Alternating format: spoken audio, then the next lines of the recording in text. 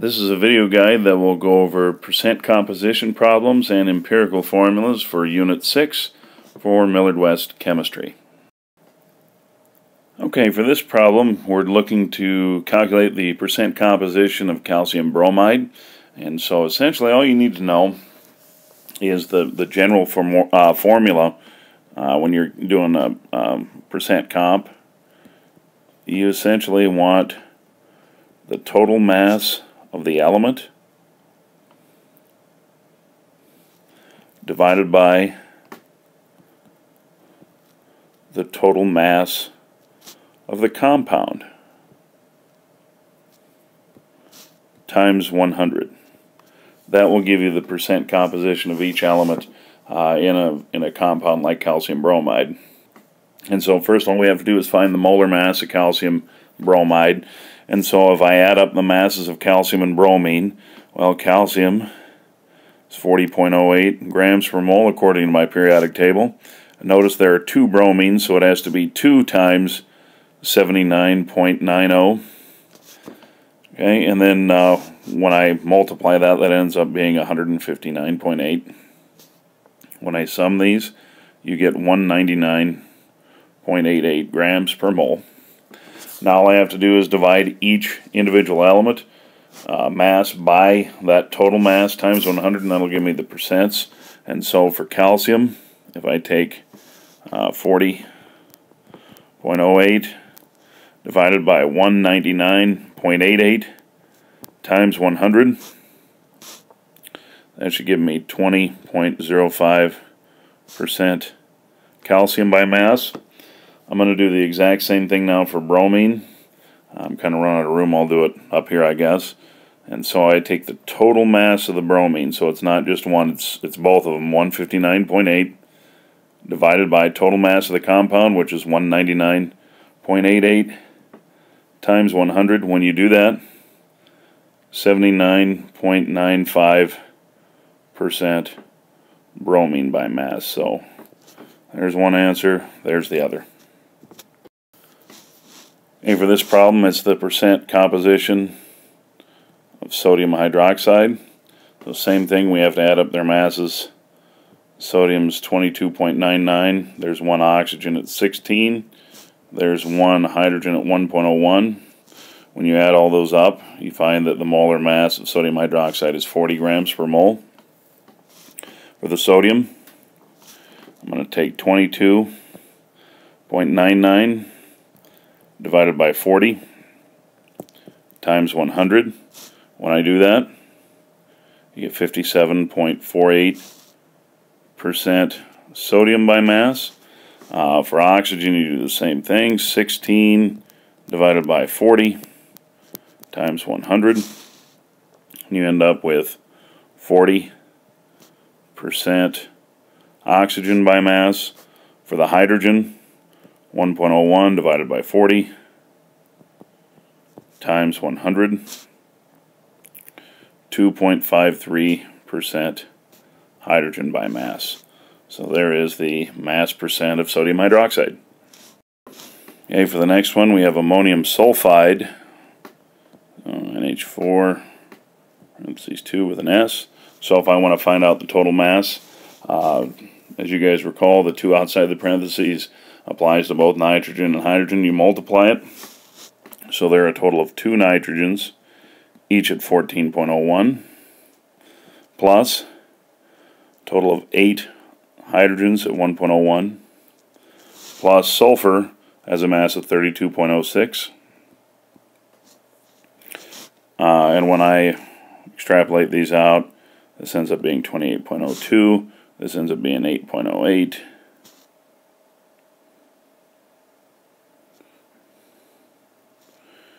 And when I sum all these, the total mass of that compound ends up being 68.16 grams per mole. So I'm going to do the same thing as we did before. For nitrogen, 28.02 divided by 68.16 times 100. 41.11% nitrogen by mass. For the hydrogen,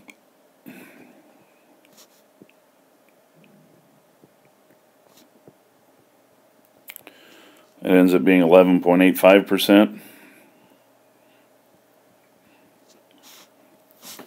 And then finally for sulfur, 32.06 divided by 68.16 times 100. And that gives me 47.04% sulfur.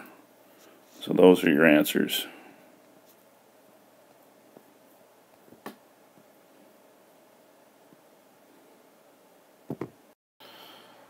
Okay, same thing here. We have potassium permanganate. So you have to add up the individual masses. Let's see here, 39.10 for potassium.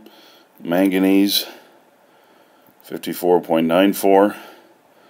There are 4 oxygens at 16 each. So this ends up being 64. And if you sum all these, the total mass of that compound should be 158.04 grams per mole. So same deal, mass of the element divided by mass of the compound. So for potassium, 39.10 divided by 158.04 times 100 should give us 24.74% potassium. Do the same thing there for manganese. 54.94 divided by 158.04 times 100. Do that. 34.76% manganese. For oxygen, 64 divided by 158.04 times 100 should give me 40.50% oxygen by mass. So there are your results. And for the next one, we have aluminum sulfate.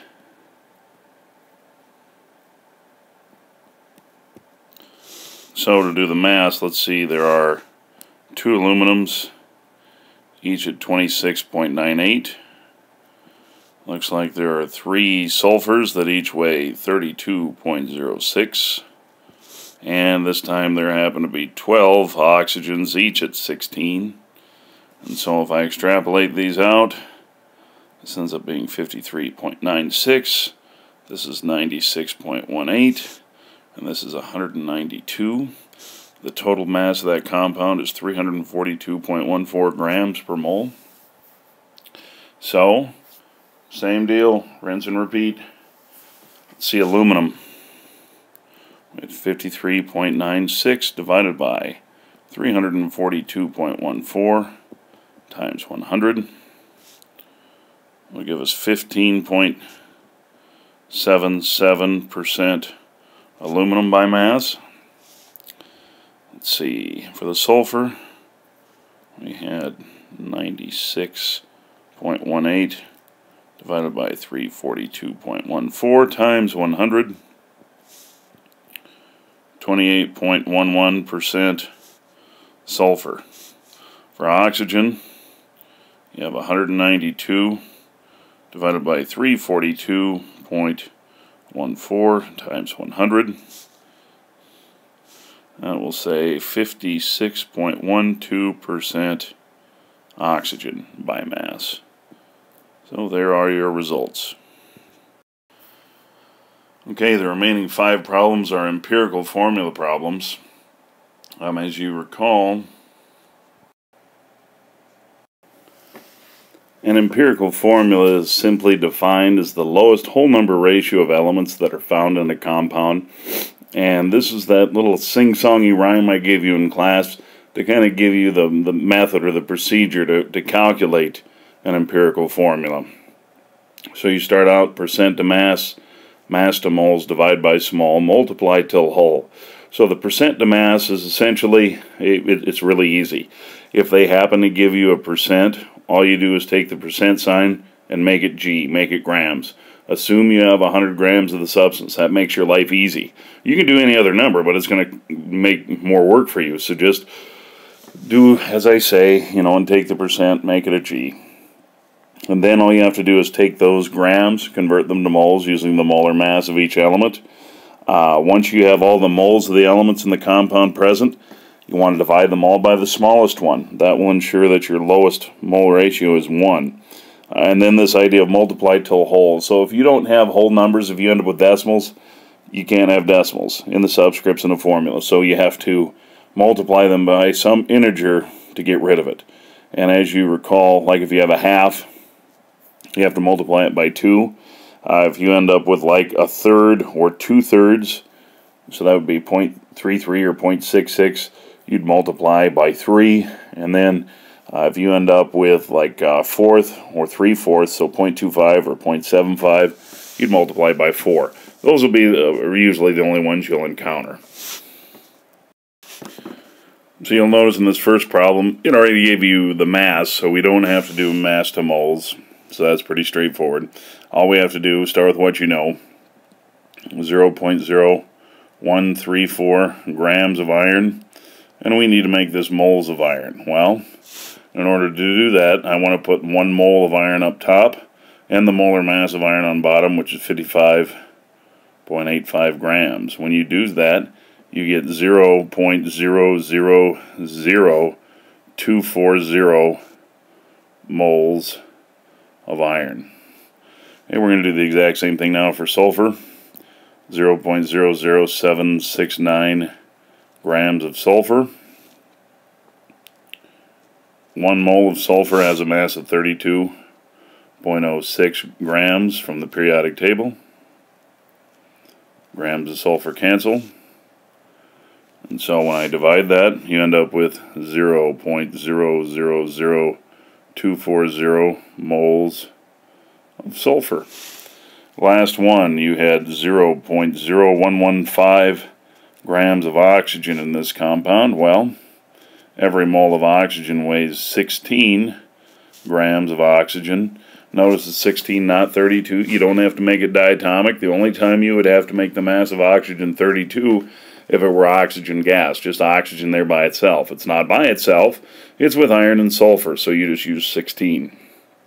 When you're dividing this one, you get 0.000719 moles of oxygen. And so looking at the 3 numbers of moles, you look for the smallest one. Well, these two are the same and they're both the smallest, so we're going to divide all the moles by 240 moles. 0.000240 divided by 0.000240, and when you do that, these two end up being 1. And then oxygen, when you do this, you end up with 2.996. Well, that's essentially 3. You can round like that. You can round, a few thousandths. That's totally fine. And so the empirical formula for this compound is FeSO3. 1 iron, 1 sulfur, 3 oxygens. Okay, this next problem did give it to you in percentages, but like I said, once again, it's no sweat. All you do is take that percent, make it a gram, make your life simple. 32.8, and this is going to be grams of chromium. So we want to do the same thing, convert these grams to moles. Whenever it's moles and grams, it's always 1 mole. If I look at the molar mass of chromium, 52.00 grams of chromium cancel. And so this ends up being 0.631 moles of chromium. I'm going to do the exact same thing for chlorine. So we have, 67.2 grams of chlorine. Well, according to the periodic table, the molar mass of chlorine, 35.45 grams of chlorine is 1 mole. Grams cancel. If I divide, you get 1.90 moles of chlorine. So the smallest number of moles is 0.631. This is obviously 1. When you divide this, you get 3.011. So once again, that's close enough to 3 that you just round it to 3. And so this is CrCl3. There's your empirical formula for that compound. Okay, number 8, it gave you the masses once again. So we're going to start out 0.62069 grams of carbon. To change this into moles, 1 mole of carbon, 12.01 grams. Okay, when I divide that, 0.05168 moles of carbon. Same thing for the hydrogen, 0.103448 grams of hydrogen. 1 mole of hydrogen weighs 1.01 grams. Grams cancel. So I get 0.10242 moles of hydrogen.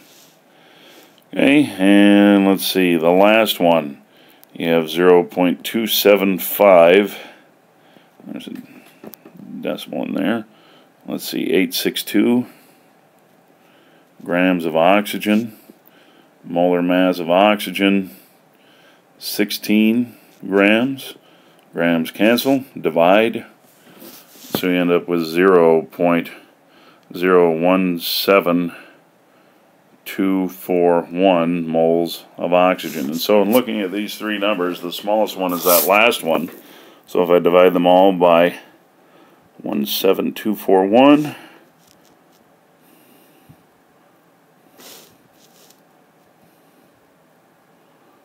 this one is obviously 1.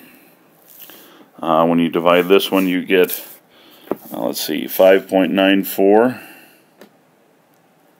And this top one, you get 2.99.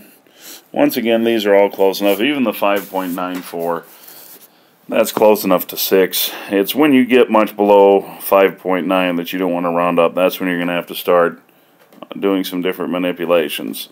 So in looking at this, let's see, there are 3 carbons, so C3, H, there are 6, 1 oxygen. So C3H6O is that empirical formula. Alright, for number 9, we've got a percent again, so all you do is take the percent and make it grams.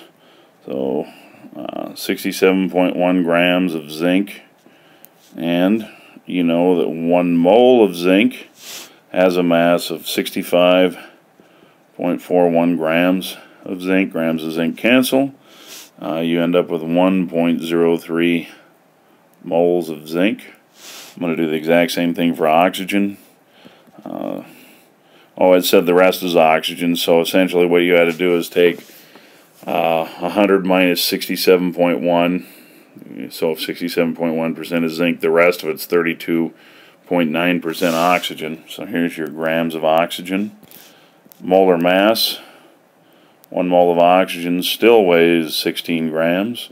Grams of oxygen cancel. If you divide, you end up with 2.06 moles of oxygen. The smallest number is 1.03. You can clearly see this is 1, this is 2, so it's ZnO2. This problem is kind of similar to the last one in the fact that I gave you the total mass of an organic sample and then gave you the mass of carbon and hydrogen, said the rest is oxygen.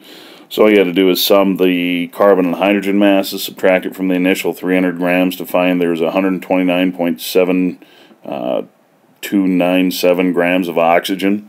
So let's do this. Start out with the carbon. So we've got 145.946 grams of carbon. According to the molar mass, 1 mole of carbon weighs 12.01 grams. Grams cancel. You end up with 12.15 moles of carbon. You're going to do the same thing for the hydrogen. Let's see. Why did I do that? Let's see. 24.3243 grams of hydrogen. Well, we know that 1 mole of hydrogen weighs 1.01 grams. Grams cancel. Do the division, you end up with 24.08 moles of hydrogen. We're going to do the same thing for oxygen. So that remainder, like I said, was 129.7297 grams of oxygen. 1 mole of oxygen weighs 16 grams of oxygen. Grams cancel. Divide this, you get 8.108 moles of oxygen. So I'm looking at these numbers of moles. The smallest one is 8.108.